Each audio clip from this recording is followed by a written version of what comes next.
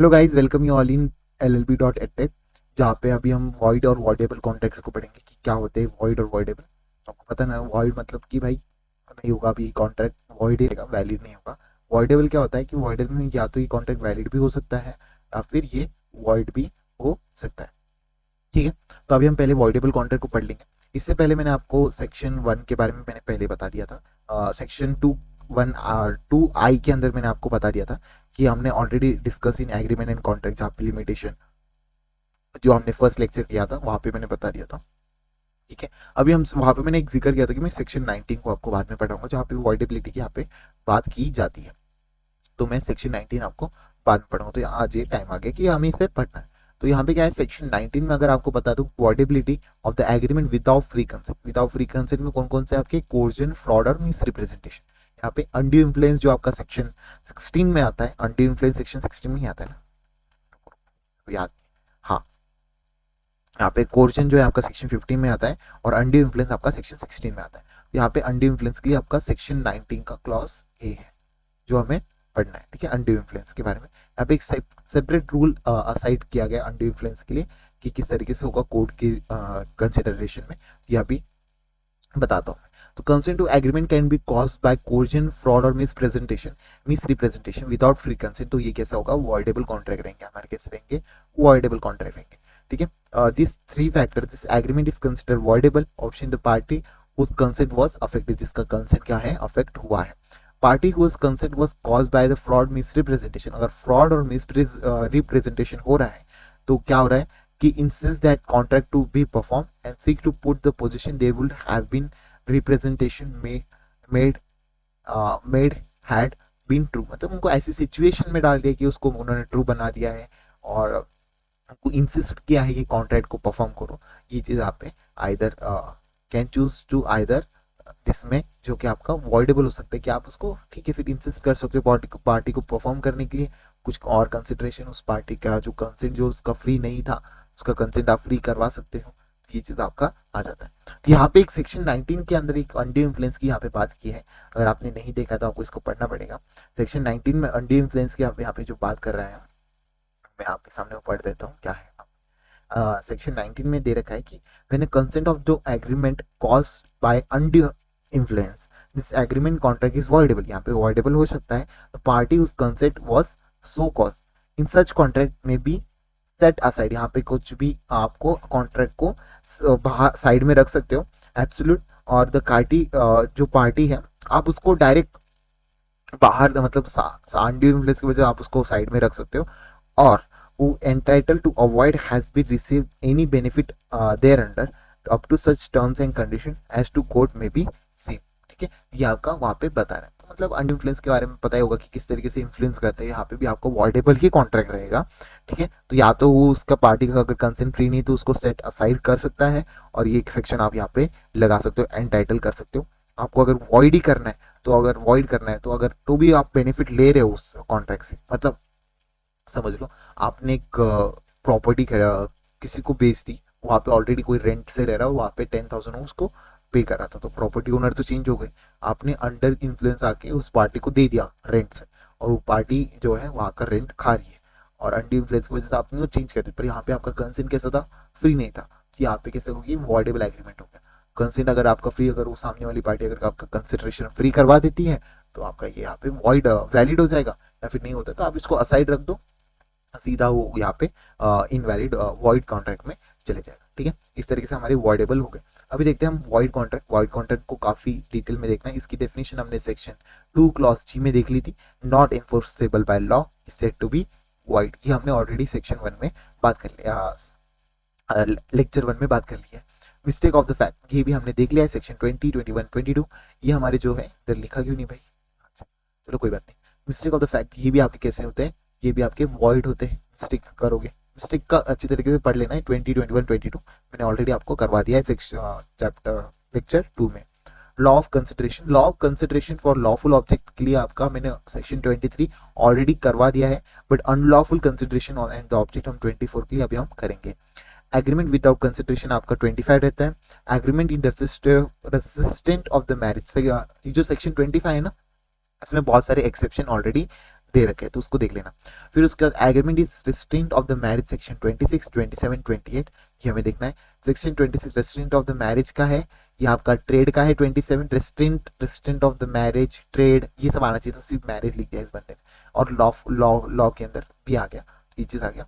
उसमें agreement is void for the uncertainty, section 29। Agreement by the way of the wagers, wager मतलब कुछ भी आप गैम्बलिंग वगैरह करोगे, सेक्शन 30 में पढ़ेंगे। Agreement contingent of for on impossible event, जो कि आपका सेक्शन 36 कहता है। सेक्शन 56 भी बहुत इंपॉर्टेंट है, जहाँ पे आप agreement to do not impossible, इन दोनों एग्रीमेंट में बहुत हंसोगे।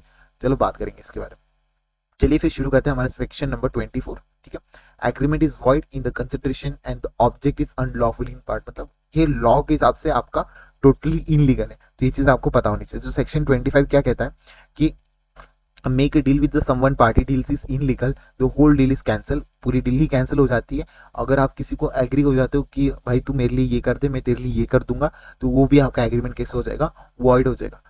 You have agree to do something in exchange of the something else, तो ये आपका क्या हो जाएगा, वॉइड होगा। जैसे कि ए और बी, ए ने एग्री कर दी बी को 1 लाख रुपए भरने के लिए, 1 लाख रुपए में अपनी सेल करने के लिए कार, और उसने ये भी एग्री कर दिया कि वो अपनी रिश्वत देगा किसको, पुलिस ऑफिसर को, तो फैसिलिट द सेल ड्यूटी वगैरह जो होती है कार की, तो ये भी करेगा। तो यहाँ पे ब्राइब जो बात की ना मैंने, यहाँ पे रिश्वत, ये आपकी कैसी हो गई है, ये आपकी कैसे हो गई है, अनलॉफुल हो गई है, unlawful, and the consideration will be unlawful. ठीक है, तो consideration will be unlawful. Section 25 को देखेंगे, यहाँ पे agreement without consideration is valid. तो भाई कंसिडरेशन है क्या, भाई कब से बात कर रहा है तू, कंसिडरेशन है क्या, तो कंसिडरेशन मतलब कि something you give to do, और समथिंग यू आर, मतलब जो आपको करना पड़ेगा या फिर आपने प्रॉमिस किया है, वॉइड है। कैसा है, वॉइड है। अनलेस, अनलेस जो ये जो चीजें यहाँ पे बात की है, इसको हम यहाँ पे देखेंगे। अनलेस मतलब यहाँ पे एक्सेप्शन है, 1 2 3, थर्ड है यार, कभी कभी हो जाती है टाइपिंग मिस्टेक। ठीक है, 1 2 3। ठीक है, तो पहले देख लेते हैं कि यहाँ पे पहला फैमिली एग्रीमेंट आ जाएगा, promise to compensate and the promise to pay a debt. तो फैमिली एग्रीमेंट क्या आ जाएगा, फैमिली एग्रीमेंट में अगर आपने कुछ रिटर्न में लिखा है, कुछ रजिस्टर किया है, मेड आउट ऑफ लव, ये काफी चलता है फैमिली में, affection between the family members is valid, अगर ये सब चीजें हैं तो यहाँ पे वैलिड होगा, वॉइड नहीं होगा। यहाँ पे कंसिडरेशन नहीं है, पर तो भी यहाँ पे अफेक्शन, रिटर्न, रजिस्टर है, तो कैसा होगा, वैलिड रहेगा। अब प्रॉमिस किया है कंपनसेट करने के लिए, कंपनसेट करने के लिए यहाँ पे क्या हो जाएगा, किसी ने पहले किसी के लिए बहुत कुछ कर दिया है, अब दूसरे की बारी है तो उसको कंपनसेट करने के लिए, ठीक है, वहां पे भी एग्रीमेंट कैसा होगा, वैलिड होगा। पर कंसिडरेशन यहाँ पे है क्या, नहीं है। हाँ, और promise to pay the debt, ठीक है, तो return in pay to debt that is no longer enforceable due to the statute of the limitation, मतलब भाई लिमिटेशन टाइम पीरियड हो गया और इसने अभी तक मेरे को डेट पे नहीं किया, और उसके बाद आपका जो प्रॉमिस किया कि भाई मैं तेरे को दे दूंगा, यहाँ पे इनफोर्सेबल तो है नहीं, पर इतने महीने चले गए, पर अभी तू तो भी प्रॉमिस करे कि मैं 1 महीने बाद सच में दे दूंगा मैं तेरे पेमेंट, तो ठीक है, फिर ये कैसा हो गया, promise to pay the date, तो यहाँ पे एग्रीमेंट कैसा होगा, वैलिड हो जाएगा। तो ये 3 आपके एक्सेप्शन थे जो आपको पढ़ने थे सेक्शन 25 में। अभी हम बात करेंगे सेक्शन 26 में, यहाँ पे काफी इंपॉर्टेंट है अभी, रेस्ट्रिक्ट टू द मैरिज, ठीक है, restrict of marriage, trade and law, मतलब यहाँ पे ट्रेड और लॉ टाइप करना मतलब मिस ही हो गया, पता नहीं कैसे, पढ़ लेते, ऐसा कुछ इंपॉर्टेंट नहीं था, बता ही रहा हूँ मैं वैसे भी। Agreement in restrict of marriage is void, restrict of marriage, restrict मतलब किसी चीज को फोर्स कर रहे हो, किसी बंदे को, बंदी को आप फोर्स कर रहे हो, भाई तेरे को अगर तूने मैरिज नहीं की तो मैं ऐसा कर लूंगा, मैं वैसा कर लूंगा, भाई तेरे को करनी पड़ेगी, मतलब पेरेंट्स प्रेशराइज करते हैं, तो ठीक है। अनलेस कहाँ पे पर्सन इज नॉट माइनर, अगर माइनर नहीं है तो बिलो एज 18 अगर होगा तो आप इसको नहीं कर सकते, बिलो एज 18 और 21 फॉर द बॉयज, तो आप कर सकते हो, वहां पे रिस्ट्रिंग कर सकते हो, बट उसके ऊपर है तो आप किसी को भी पार्टनर को चूज नहीं कर सकते, पार्टनर अपने अपने एक दूसरे को पार्टनर को चूज करके वो शादी कर सकता है। जैसे कि एक लॉ, एक केस है जिसमें कि एक मुस्लिम मेल है एंड द हिंदू फीमेल है, तो उसमें क्या है कि मुस्लिम मेल अपना मुस्लिम का रिलीजन फॉलो करेगा, और हिंदू है, हिंदू गर्ल है जो अपना हिंदू रिलीजन फॉलो करने के लिए तैयार थे और वो मैरिज करना चाहते हैं, ठीक है, अंडर स्पेशल मैरिज एक्ट, ठीक है। बट मोमेडियन लॉ अगर आपने पढ़ा होगा तो वहाँ पे पढ़ा होगा, फैमिली में किसी का पढ़ा बताया होगा, वहाँ पे वैलिड नहीं रहता है। अगर कोई भी मुस्लिम बॉय किसी नॉन मुस्लिम गर्ल से शादी अगर करता है तो वहाँ पे वैलिड नहीं होता है मैरिज, ठीक है, वैलिड उस फीमेल को कन्वर्जन करने के बाद वो वैलिड हो जाता है। बट शी ये लड़की जो है कन्वर्जन करने की तैयार नहीं है। वो चाहती है कि मैं अपना अपना धर्म संभालूंगी, ये भी चाहता है कि मैं अपना अपना धर्म संभालूंगा और हम साथ में रहेंगे। तो यहाँ पे क्या हो जाता है कि ये क्या पर्सनल लॉ के अंदर आप इसको स्पेशल मैरिज एक्ट में इन्वॉल्व नहीं कर सकते। इसके बारे में हम काफी डिटेल में पढ़ेंगे, फैमिली जब पढ़ेंगे तो काफी इंपॉर्टेंट टॉपिक और बहुत इंटरेस्टिंग भी है। ठीक है, तो unless the person is minor, ये चीज यहाँ पे होगी। तो रिस्ट्रेंट टू बी वॉइड देख लिया आपने। एग्रीमेंट इन ट्रेड, ठीक है, agreement is restraint of the trade is void. Trade is void मतलब किसी को फोर्स करे हो agreement, stop them from working in particular profession, किसी चीज में वर्क करने में, restrict them from engaging in a trade or business, limited their freedom to work or earn of living। मतलब आप लिमिट करते हो तो उसका काम करने का चीज़ों को, या फिर एंगेज करने में उनको ट्रेड और बिजनेस में आप आने ही नहीं दे रहे हो, वर्किंग इन प्रोफेशनल स्टॉप कर रहे हो, ये चीज़ गलत है। बट यहाँ पे एक एक्सेप्शन है, अगर आपने किसी को गुड दे दिया बिजनेस में, किसी ए ने अपना बिजनेस चलाने के लिए यहाँ पे स्पेसिफिक एरिया को बाय करने में कर दिया सिमिलर, तो यहाँ पे बायर क्या कर सकता है, रिफ्रेन कर सकता है उस वाले जिसने सेल किया है उस बंदे को कि similar business with in the particular area और पर्टिकुलर लिमिट जितने टाइम तक तुमने मुझे सेल किया है आप उसको रन नहीं कर सकते, आप इतना रिस्ट्रेंट होगे। ठीक है, ये यहाँ पे एक एक्सेप्शन आ जाता है बाकी ट्रेड में, बाकी तो ये सब कैसा है, वॉइड ही रहेगा। तो इस तरीके से हमने सेक्शन 27 भी देख लिया है। सेक्शन 28 देखते हैं, इंपॉर्टेंट है। सेक्शन 28 में क्लॉज ए क्लॉज बी ढंग से पढ़ लेना, और इसके अंदर 3 एक्सेप्शन भी है, उसको भी हम पढ़ेंगे। तो सेक्शन 28 का क्लॉज ए क्या कहता है, ठीक है, लीगल प्रोसीडिंग की यहाँ पे बात करेगा। ठीक है, तो completely stop someone to going to court, enforce their right under a contract. मतलब आप कॉन्ट्रैक्ट में लिख रहे हो कि भाई तू इतने पर्टिकुलर टाइम पीरियड में नहीं जा सकता कोर्ट में और तू इन्फोर्स कर नहीं सकता अपनी राइट्स को। तो यहाँ पे क्या हो जाता है, यहाँ पे कंसिडरेशन इज वॉइड। ये जो कंसिडरेशन हुआ है यहाँ पे कैसा हो गया है, वॉइड हो गया है। और सेक्शन 28 बी क्या कहता है, यहाँ पे automatically cancel someone right under contract certain period, automatically free someone from their responsibility. आप ऐसे नहीं कर सकते किसी की रिस्पॉन्सिबिलिटी लाइबिलिटी से फ्री करवा रहे हो कॉन्ट्रैक्ट, आफ्टर सर्टेन पीरियड के बाद आप उसकी कॉन्ट्रैक्ट समवन रिस्पॉन्सिबिलिटी लाइबिलिटीज को फ्री करवा रहे हो। ये क्या बात हुई, यहाँ पे भी कंसिडरेशन तो है पर ये कैसा हो गया, वॉइड हो गया। You can not do so, मतलब लीगल प्रोसीडिंग में आप किसी के राइट्स और कॉन्ट्रैक्ट को सर्टेन पीरियड्स के अंदर बाउंड नहीं करवा सकते। तो ये सेक्शन 28 बी कहता है। फिर उसके बाद एक्सेप्शन देख लेंगे इसमें 28 बी, मतलब 28 सेक्शन 28 में एक्सेप्शन 1 आर्बिट्रेशन एग्रीमेंट। आर्बिट्रेशन मतलब आर्बिट्रेशन सबको पता है ना कि क्या होता है, यहाँ पे काउंसलिंग होती है, मीडिएशन, बहुत सारे टाइप्स होते हैं जहाँ पे दो पार्टीज मिलकर अपना डिस्प्यूट को सॉल्व करते हैं। तो अगर डिस्प्यूट अराइज हुआ है बिटवीन द टू पार्टी तो आर्बिट्रेशन के थ्रू आप इसको एग्रीमेंट करके इसको वैलिड करवा सकते हो। और आर्बिट्रेशन सेकेंड एक्सेप्शन है विद इन एग्जिस्टिंग डिस्प्यूट, अगर चल रहा डिस्प्यूट में अगर आप आर्बिट्रेशन करवाने चाहते हो तो भी आपका एग्रीमेंट कैसा रहेगा, वैलिड रहेगा, यहाँ पे वॉइड नहीं रहेगा। said that the two or more party agree or written to refer the existing dispute। Okay, तो आपके existing dispute को अगर आप एग्री आर्बिट्रेशन करवा रहे हो तो भी यहाँ पे वैलिड रहेगा। ठीक है, उसके बाद थर्ड एक्सेप्शन है guarantee agreement of by bank and financial institute. अगर बैंक के अंदर आप कर रहे हो तो extension right and discharge liabilities जो आपको टर्म्स एंड कंडीशन के लिए आप जो अप्लाई करते हो, और आपका least 1 year from date of specific event, agreement is not consider void. यहाँ पे एग्रीमेंट जो कर रहे हो ना बैंक के साथ या फिर फाइनेंशियल इंस्टीट्यूट के साथ, यहाँ पे वॉइड नहीं रहेगा, यहाँ पे वैलिड रहेगा अंडर दिस सेक्शन। ठीक है, ये चीज हमारे एक्सेप्शन हो गए। तो एक्सेप्शन भी याद रखने हैं भाई, ठीक है, कभी कभी आ जाते हैं। नेक्स्ट बात कर ले, समझ में आ रहा है ना काफी अच्छे तरीके से, कमेंट करते हैं। ठीक है, नेक्स्ट देखते हैं सेक्शन 29। सेक्शन 29 में हमें कहता है कि agreement void for uncertainty. Uncertainty मतलब भाई कुछ भी कह रहा है, मतलब यहाँ पे बता रहा है कि ए ने सेल कर दी कार बी को with the valuable price, with the reasonable price. ये क्या बात हुई, रीजनेबल प्राइस क्या होता है, इट इज क्लियर, उसका मीनिंग क्लियर नहीं है। अनसर्टिनिटी का मीनिंग यहाँ पे क्लियर नहीं है। रीजनेबल प्राइस मतलब क्या होता है भाई, प्राइस इज नॉट स्पेसिफाइड, तो यहाँ पे the meaning is not clear और सर्टेन। ठीक है, इस तरीके से कैन नॉट, और कोई मीनिंग तो हम इसको चेंज ही नहीं कर सकते, can not be made clear and certain. ठीक है, ये अंडर सेक्शन 29 में आ जाता है। लास्ट सेक्शन नहीं, बहुत सारे सेक्शन 30 अभी हम देखेंगे। Agreement by the way of wager. Wagers मतलब क्या है कि आप किसी को, वेगर्स मतलब गैम्बलिंग कर रहे हो, बेटिंग कर रहे हो, ये सब चीज में कैसा आ जाएगा, एग्रीमेंट के साथ आ जाएगा वॉइड। इसमें भी एक एक्सेप्शन है वो मैं बताऊंगा, इसमें लिख के नहीं लाया मैंने। ठीक है, तो यहाँ पे समझो ए और बी क्या कर रहे हैं, एग्री कर रहे हैं बेट करने के लिए 1000 रुपए, ठीक है, क्रिकेट मैच के आउटकम के ऊपर उन्होंने बेट कर दिया। ठीक है, तो एग्रीमेंट इज वॉइड। यहाँ पे एग्रीमेंट कैसा हो गया, वॉइड, क्योंकि वो क्या ना, वो किसी कंपनी में जाके सू नहीं कर सकती, भाई मेरे यहाँ पे पैसे चले गए, मेरे को पैसे वापस चाहिए, ऐसे नहीं कर सकते हो। ठीक है, ये गलत बात है, या क्योंकि गलत मतलब यहाँ पे गैम्बलिंग हो गया, बेट किया आपने, वेट कर रहे हो, तो ये गलत बात है, ये consider to be way to wager, तो ये हमारा वॉइड होगा। यहाँ पे रियल कंसिडरेशन तो आता ही नहीं है, और वैल्यू इज एक्सचेंज, अगर वैल्यू आपके एक्सचेंज हो रही है तो कंसिडरेशन होता ही नहीं है।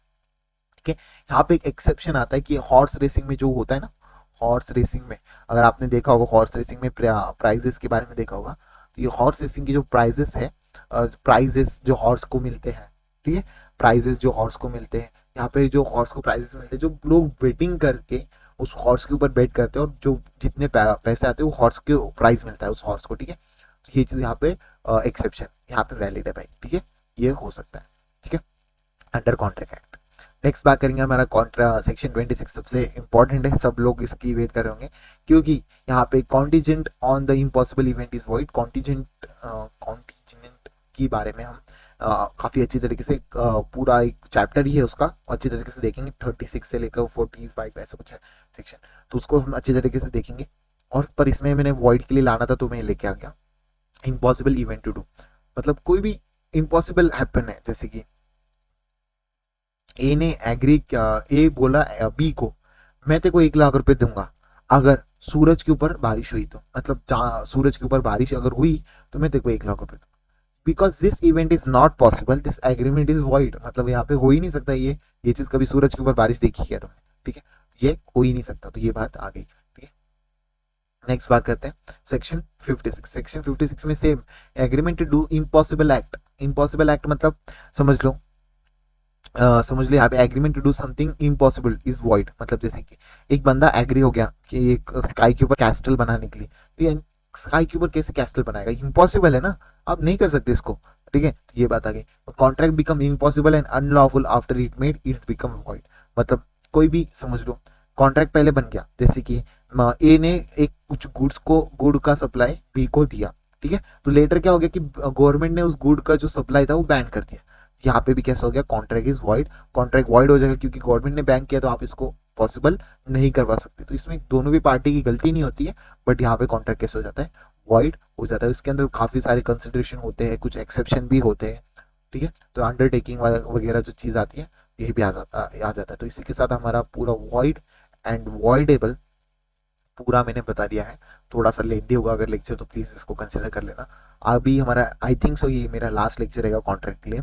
अभी हम नेक्स्ट लेक्चर लगभग किसी बैंकिंग या फिर फैमिली के लिए करेंगे, तो उसके लिए बने रहिए। तो हर दिन कॉन्ट्रैक्ट करने से अच्छा है कि कुछ और भी सब्जेक्ट करें। तो अगर आपको सिर्फ स्पेसिफिक कॉन्ट्रैक्ट ही पढ़ना है तो मैंने प्लेलिस्ट बना दी है, तो प्लेलिस्ट में जाके आप चेक करना कि कॉन्ट्रैक्ट में क्या क्या पढ़ा दिया है, तो आप उसमें जाके चेक कर सकते हो। फिर फैमिली के लिए भी अलग से प्लेलिस्ट बनेगी, बैंकिंग के लिए अलग से बनेगी, कॉन्स्टिट्यूशन के लिए अलग से बनेगी। ठीक है, तो ये सब चीज़ें जो भी क्रिमिनल आईपीसी भारतीय न्याय संहिता उसके लिए अलग से प्लेलिस्ट बनेगी, तो उसको हम अच्छी तरीके से कर लें।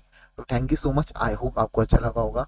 तो प्लीज़ डू लाइक कमेंट, और कमेंट बॉक्स भी है गाइस, तो कमेंट भी किया करो। ठीक है, तब पता चलता है कि सच में आप लोग लेक्चर पूरा देख रहे हो, और पता चलता है कि सच में आपको इससे वैल्यूबल इंसाइटफुल मिला होगा। तो thank you so much, see you.